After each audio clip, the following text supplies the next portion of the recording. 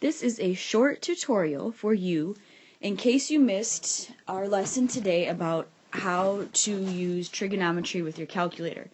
So there's two different ways that you might have to use trig. So first, what I may need to do is I may just need you to figure out what is the sine of 50. So remember, your calculator is always referring to a degree. So if you're looking for the sine of 50, then that means that in your calculator you want to go and find the sine button and hit 50 and equals. So let me show you some different versions of calculators that you may have. So let's say that you have this calculator.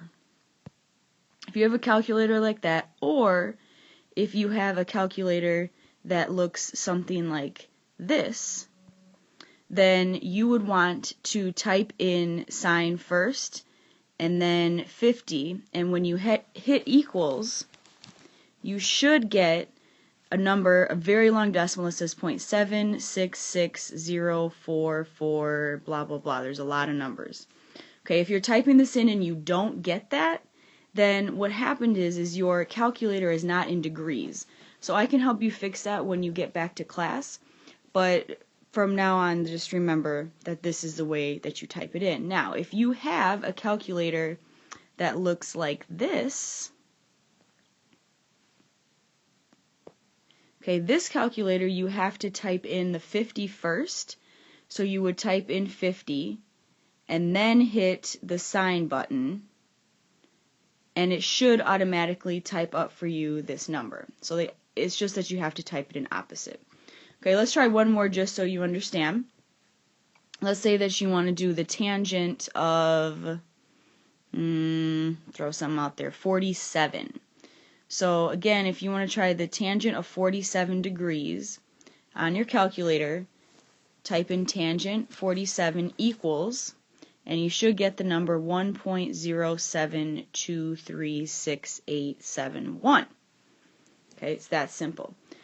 Now there's one other thing we might have to do. So what happens if you don't know the angle? So let's say that you wanted the cosine of x degrees, so you're missing it, but you know that it's equal to, let's say, 0.53 or 4321 ...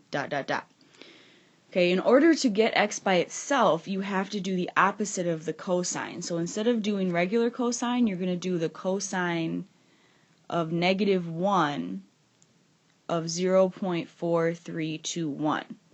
So in your calculator, you want to hit the second button.